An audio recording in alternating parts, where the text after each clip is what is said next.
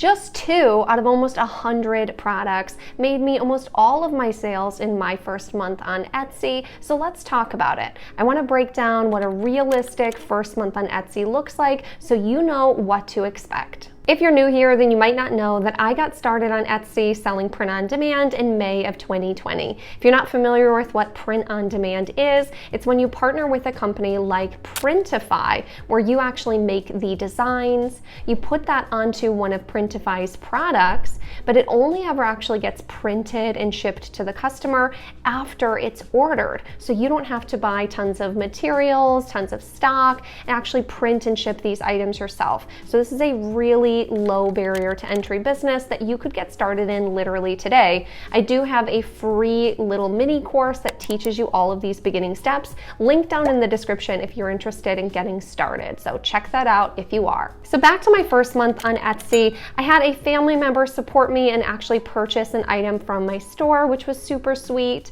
And then I immediately almost got my first sale from a stranger. And that was quite the dopamine hit. It was so exciting to get my very first sale, and that was really fun until my shop actually got suspended. And if you haven't opened a shop on Etsy yet, you might find this out the hard way for yourself, that Etsy suspends a lot of new accounts because they're worried about bots and scammers on the platform. But don't worry, you can appeal this. Again, I've got a video I'll link down below to help you get your shop back if this does happen to you.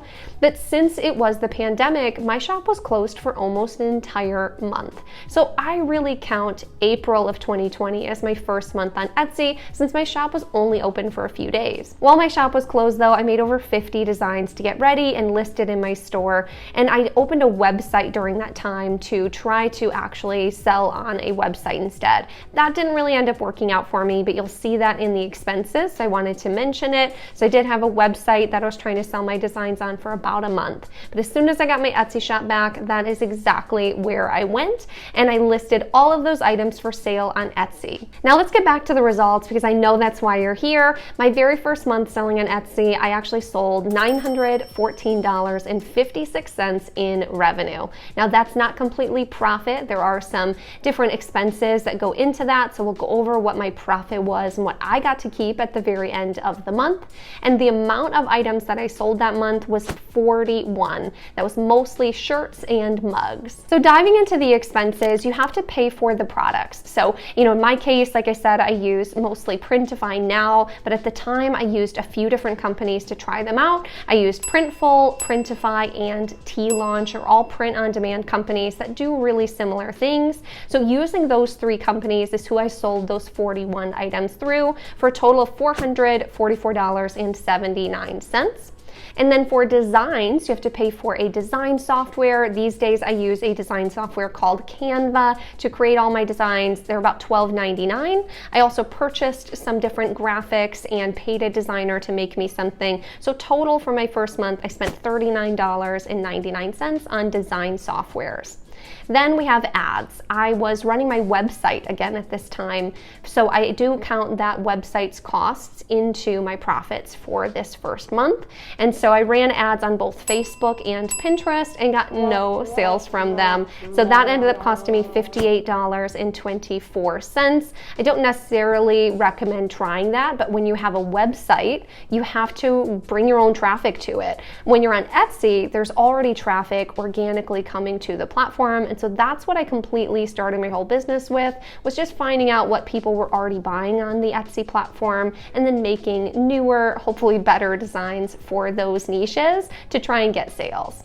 I also spent $14 on the domain name for my website. I spent $77.50 ordering some samples so I could see the products in person. And then lastly, I spent $82.89 on mock-ups. So for me, since I sell digital designs that are placed onto a product, I have to pretend like they're already made, so I have product listing photos. So you can go to Etsy and look for mock-ups for the type of product you're selling. In my case, I was selling mostly the 𝗗𝗏𝗏𝗃𝗏 3001 t-shirt, which I actually have a mock-up store now that I sell these digital images for. So you put your digital design on top of one of these pictures, and that's what you use as your product photos. That way you don't have to actually purchase all of your different designs and take product photos for them. This is a super effective method. So total for my expenses, I ended up spending $802.96.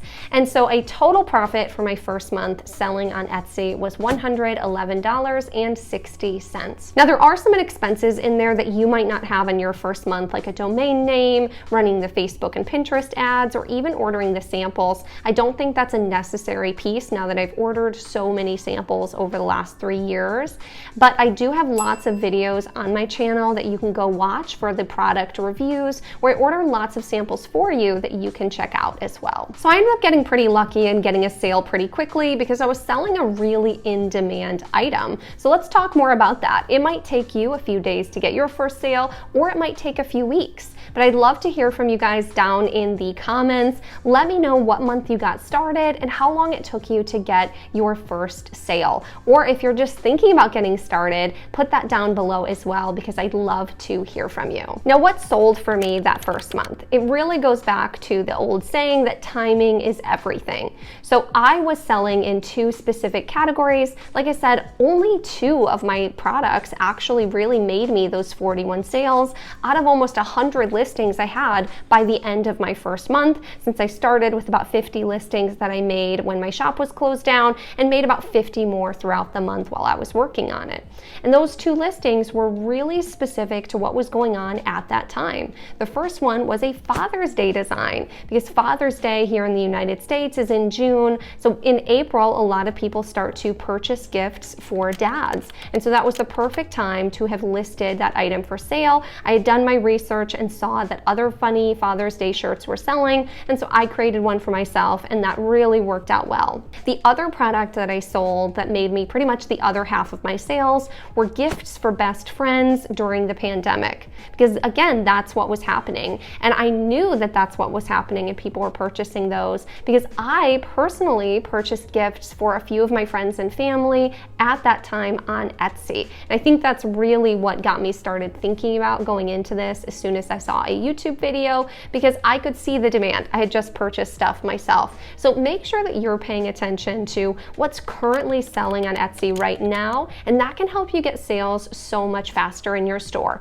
Think about what might be happening a month, 2 months, 3 months from now, like different holidays, seasons, occasions, and make designs for those. And that can really help you get those sales so much quicker. If you're not really familiar with what holidays and seasons and appreciation days there are throughout the year, I will link my niche calendar down below, where I have over 40 different niches to design for all throughout the year and exactly what you should be designing for each month. So if you want that more laid out for you, that is available down below. But the fact that only 2 out of almost 100 of my designs sold, that really got me thinking about a principle that I read about in one of my favorite books, The 4-Hour Workweek by Timothy Ferriss. And this is the Pareto principle, or the 80-20 rule. The Pareto principle is a phenomenon that states that roughly 80% of outcomes come from 20% of causes. So relating that to your first month on Etsy, you still have a lot to learn. Hopefully more percentage of your designs sell than just 2% like me your first month. But it is important to know that you might have to put up more than you think you'll have to, because you're still learning. And most of your designs, even when you get good, will come from a smaller percentage of your listings, because just not every single one can take off and be the best ones you have. So you might have to really try a lot of different things to figure out what works best for you, what types of designs sell best on what types of products, and really get to learn what selling on Etsy is like. But it isn't just about spotting trends or holidays and running with it. It's also the mindset in which you go into your business with. Looking back, my initial designs were, let's say, beginner level. But every design, every mistake brought me closer to understanding what sells well on Etsy. It's about that mindset, accepting the flops, celebrating the little wins along the way, and always learning. Now, talking about evolution and growth, there's something that's really often overlooked, and it's the sheer amount of effort and time that grows into building any business, a print-on-demand, Etsy business included. I won't lie to you, when I first got started, I was able to put 20 or 30 hours a week into my print-on-demand business because I had been laid off from my job and had more time on my hands. But many of you may may or may not have that time available to you. And so that's why it's really important to go into starting any kind of business knowing that it's going to take time. Most of you aren't going to be an overnight success, start your business, post 30 things for sale, and make $100,000. So that's why I wanted to make this video and be really realistic about what it looks like and what it takes. If I can leave you with one piece of advice, it's to start small.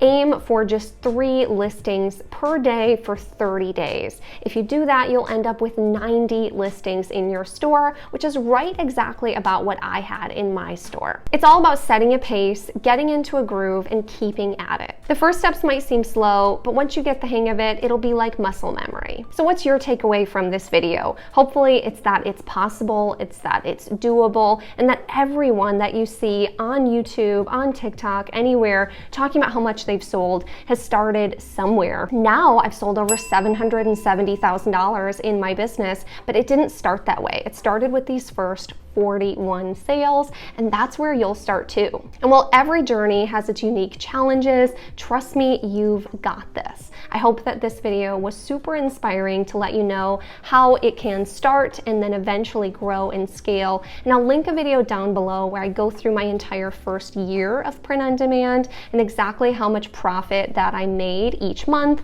and what niches I was selling in, so you can see kind of the longer roadmap after the first month. So I'll put that video up next for you now. And if you enjoyed this video and are excited to get started on your own print on demand business, or just waiting for that very first sale, then please go ahead and like this video and subscribe so you can see more content like this in the future.